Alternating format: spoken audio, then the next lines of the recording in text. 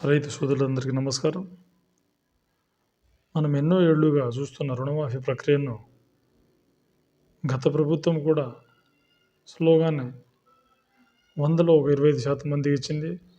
మరి ఈ ప్రభుత్వం అయినా మారుస్తుందనంటే ఈ ప్రభుత్వంలో కూడా ఒక 30-40% మాత్రమే వచ్చింది. గత ప్రభుత్వంలో వచ్చిన వాళ్ళకి మళ్ళీ మాఫీ వర్తించింది. కొత్తగా ఒక 5-10% మాత్రమే మాఫీ వచ్చింది. కాబట్టి గౌరవ ముఖ్యమంత్రులు గత ప్రభుత్వం మాదిరిగా కాకుండా మీరు పెంచిన 2 లక్షలు కాబట్టి కుటుంబంలో ఒకరికైనా భార్యాభర్తల మీద చూసి అప్పు ఒక 3 లక్షలు 4 లక్షలు ఉంటే కనీసం ఒకళ్ళకైనా ఇవ్వగలరని కోరుచున్నాము. మీరు ఈ విధంగా ప్రాసెస్ చేయకపోతే చాలామంది అనర్హులు అవుతారు 2 లక్షల రుణమాఫీకి. పై మొత్తంలో జమ చేయమంటున్నారు బ్యాంకర్లు. మరి పై మొత్తం మీరు కూడా చెప్పారు పై మొత్తం కట్టుకోవాల్సి వస్తుందని. ఒక్కొక్కళ్ళకి 3 లక్షలు 4 లక్షల లోన్లు ఉన్నాయి. ఇద్దరి మధ్య కలిపితే 8 లక్షలు 9 లక్షలు వస్తున్నాయి. ఓడి కింద తీసుకున్నారు. గత ప్రభుత్వం పట్టా బుక్కులు ఇచ్చింది కాబట్టి అవసరం ఉన్నవాళ్ళు పట్టా బుక్కుల మీద లోన్లు తీసుకోవడం జరిగింది. ఏ బ్యాంక్ అయితే పట్టా బుక్ ఇచ్చిందో వాళ్ళు చెల్లించుకుంటారు. మీరు పాత విధంగా పాత మాఫీ ఉన్న పాత లిస్టులో ఉన్న వాళ్ళందరికీ రుణమాఫీ వర్తించేలా చూడండి.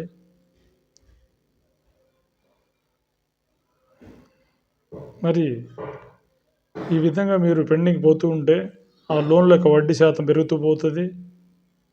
పై మొత్తం జమ చేయాలంటే ఒక్కొక్కళ్ళకి 2-3 లక్షలు ఒక్కొక్క అరగ్రం అమ్మినా అవ్వదండి. కాబట్టి ఆలోచించి ప్రతి ఒక్క ప్రజలకు కుటుంబంలో ఒకరికైనా మాఫీ వచ్చేటట్టు చూడండి.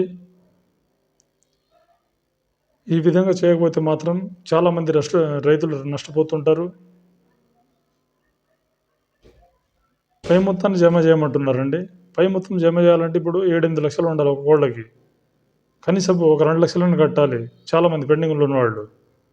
ఇది పెట్టుబడి సీజను. ఈ సమయంలో మీరు పై మొత్తం కట్టమంటే వాళ్ళు ఎక్కడి నుంచి కట్టుతారా అండి? ఇప్పుడు ఎగ్జాంపుల్ నాదే ఉంది, ఒక 4 లక్షలు ఉంది, 2 లక్షలు కట్టాలి. మళ్ళీ ఆ 2 లక్షల రుణమాఫీ కోసం 2 లక్షలు కడితే ఇది పెట్టుబడి సీజన్ అండి. ఇంకో 2-3 నెలలు టైం ఇవ్వండి. కాకపోతే కుటుంబంలో ఒకరికైనా మాఫీ చేయండి.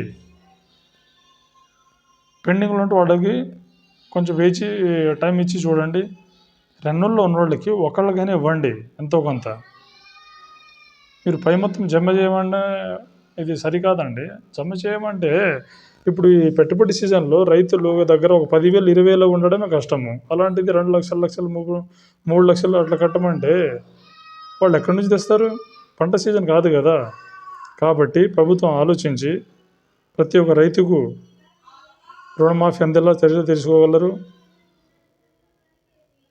ఆ మాఫీ వచ్చిన లిస్టులలో కూడా చూసుకుంటే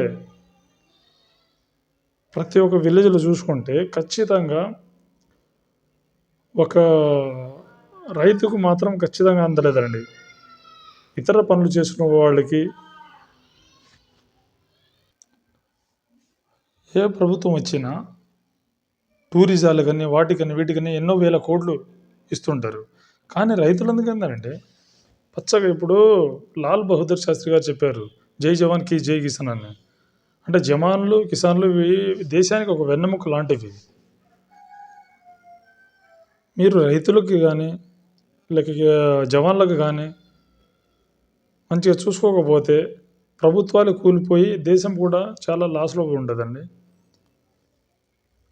కాబట్టి ఆలోచించి ప్రతి ఒక్క రైతుకు రుణమాఫీ అందేలా చూడండి. కుటుంబంలో ఒకరికైనా ఇవ్వండి. మీరు ఇద్దరి మీద చూసుకుంటే రేషన్ కార్డుల మీద చూడమన్నారు ఈ ప్రభుత్వాలన్నీ కలిసి ప్రజలకు అన్యాయం చేయొద్దండి. ఎందుకంటే జై కిసాన్ అంటే ఇప్పుడు ప్రభుత్వాలకి కానీ ఎటువంటి జాబ్ ఉన్న వాళ్ళకి కానీ రైతులు దత్తత బ్యాంక్ కాకుండా ఇతర బ్యాంకులలో లోన్లు తీసుకున్నారు. దేనికి? గత ప్రభుత్వం పట్టా పాస్బుక్లు ఇచ్చింది కాబట్టి వాళ్ళ అవసరాలకు ఇతర బ్యాంకులో గోల్డ్ లోన్ వారీగా తీసుకున్నది. దాన్ని ఓవర్ డ్రాఫ్ట్ అంటారు. కానీ అది కూడా ఇప్పుడు ఏయూ ఆఫీసులో చూపిస్తుంది. లోన్ అమౌంట్లో టోటల్ అమౌంట్లో 8 లక్షలు 9 లక్షలు తీసుకున్నారు. అవి కూడా దానిలో చూపించడం ఏంటండి? దాన్ని కట్టుకుంటారు వాళ్ళు. మీరు పాత బ్యాంకులు దత్తత బ్యాంకులో తీసుకున్న లోన్లకి మాఫీ ఇవ్వండి. ఆ విధంగా చూసుకోండి, చాలామంది అర్హులే. మీరు పై మొత్తం కట్టండి, పై మొత్తం కట్టండి అంటే ఈ విధంగా తెలంగాణ వరకు పై మొత్తం కడితే దేశంలో అన్నిటిలలో రికవరీ అయిన స్టేట్కి మన తెలంగాణ నిలుస్తుంది. పెద్ద పెద్ద నాయకులే బ్యాంకుల లోన్లు తీసుకొని ఎగొడుతుంటే రైతులు అది చేయట్లేదు కదా. వాళ్ళ పాస్బుక్లు గత ప్రభుత్వం ఇచ్చింది కాబట్టి లోన్లు తీసుకున్నారు ఓవర్ డ్రాఫ్ట్ కింద. దానికి ఈ పరిగణనలో తీసుకొని మీరు మాఫీ చేయకపోవడం అది సరికాదు కదా.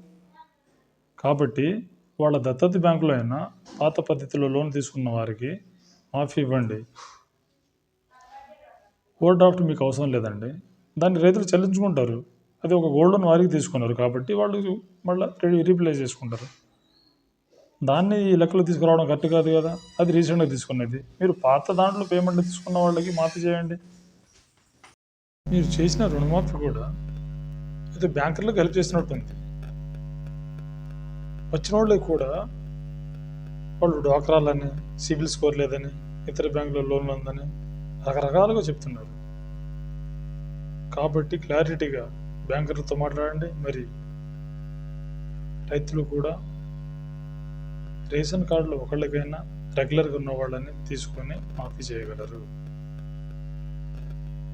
గత ప్రభుత్వం చూసుకుంటే రుణమాఫీ సరిగ్గా చేయలేదని మనం ఈ ప్రభుత్వానికి ఓటీసీ గెలిపించాము. మరి ఈ ప్రభుత్వం కూడా రుణమాఫీ సరిగ్గా చేయట్లేదు కాబట్టి ప్రజలే మోసపోతున్నారు. ఈసారి కూడా మీరు రుణమాఫీ ప్రక్రియను పూర్తి వేగవంతంగా చేయలేదు. అలాగే 2 లక్షల పైబడిన వాళ్ళకి రుణమాఫీ ఇవ్వలేదు. గత ప్రభుత్వంలో 50,000 లోపు వచ్చిన వాళ్ళకి మళ్ళీ మాఫీ వచ్చింది. పైబడిన వాళ్ళకి ఇంట్రెస్ట్ పెరుగుతూ వచ్చింది. ఆ ఇంట్రెస్టే కదండి ఇప్పుడు 2 లక్షలు దాటిపోయిన ఉన్నది. దాన్ని మీరు కూడా కట్టమంటే ఆ ప్రభుత్వం కూడా మరి అట్లా చెప్తే వాళ్ళు కూడా కట్టుకునేవాళ్ళు కదా. కాబట్టి మీరు ఆలోచించి ఒక రేషన్ కార్డులు ఒకళ్ళకైనా ఇవ్వండి మాఫీ. మీరు ఒకళ్ళకి ఇస్తే ఇంకొక వాళ్ళకి వాళ్ళు చూసుకుంటారు, వాళ్ళు బ్యాంకర్లే కట్టుకుంటారు. మీరు ఇద్దరికి ఇవ్వకపోతే, రేషన్ కార్డులు ఏ ఒక్కరికి ఇవ్వకపోతే వాళ్ళు ఎక్కడి నుంచి కడతారు? అంటే మీరు చేసే విధానం ఏంటంటే వ్యవసాయం చేసి పండించిన పంటను అది నష్టం వచ్చినా లాభం వచ్చినా లేదా భూమి అమ్మైనా కట్టమంటున్నారా? ఇది ఏమాత్రం కరెక్ట్ కాదు. రైతు దేశానికి ఒక వెన్నెముక లాంటి వాడని చెప్తుంటారు, మాటలు చెప్పడం కాదండి. ప్రభుత్వాలు ఎన్ని మారినా రైతులు పట్టించుకోవట్లేదు. చాలా రకాల టూర్లకి వాటికి వీటికి ఎన్నో వేల కోట్లు శాంక్షన్ చేస్తుంటారు. రైతులకు ఏం చేస్తున్నారండి? ఈరోజు వర్షం పడుతుంది, బాగా పంటలు బాగా నష్టం వచ్చింది, పత్తి పంట మొత్తం మునిగిపోయింది, వరి పోయింది, ఎన్ని వేల కోట్లు అయినా ఇస్తున్నారు ఇన్సూరెన్స్ లాంటివి. కాబట్టి ఆలోచించి కుటుంబంలో రేషన్ కార్డుకి ఒకటైనా మాఫీ ఇచ్చి మిగతా వాళ్ళకి మీరు ఎట్లాగో ఇచ్చినా వేరే వాళ్ళకి వాళ్ళు ఇంట్రెస్ట్ కట్టుకుంటారు లేదా రెన్యువల్ చేసుకుంటారు. ఏ ఒకళ్ళకి ఇవ్వకపోతే వాళ్ళు ఎవరికి కడతారు? మీరు చెప్పే విధానం బట్టి మీ భూమి అమ్మైనా పంట అమ్మైనా అర్జెంటుగా బ్యాంకులో కట్టుకోండి అని చెప్పే విధానం ఉంది. ఇది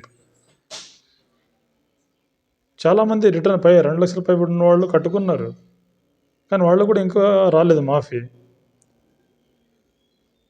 గత 3 రోజులకు వర్షం పడుతుంది, ఈ వర్షంలో పంటలు మొత్తం పోయినాయి. ఎక్కడి నుంచి కట్టమంటారు డబ్బులు? గత ప్రభుత్వంలో 1 లక్ష లోపు ఉన్న వాళ్ళకి మాఫీ అయింది, 1 లక్ష పైబడిన వాళ్ళు కాలేదు. ఈ ప్రభుత్వంలో ఏముంది అంటే ఆ లక్షే కదా వడ్డీ పెరిగి మొత్తం 2 లక్షల పై దాటింది. అంటే మీరు కూడా అదే యాస్టేజ్గా చెప్తున్నారు, మరి రైతులకు అక్కడ లాభం. కాబట్టి ఆలోచించి కుటుంబంలో ఒకళ్ళకైనా మాఫీ ఇవ్వగలని కోరుచున్నాము. రైతులు ప్రతి ఒక్కళ్ళు ఈ వీడియోను చూసి షేర్ చేయండి. ఎందుకంటే ప్రతి ఒక్క రైతులకు న్యాయం జరిగే వరకు మనం పోరాడుతూనే ఉండాలి. జై జవాన్, జై కిసాన్.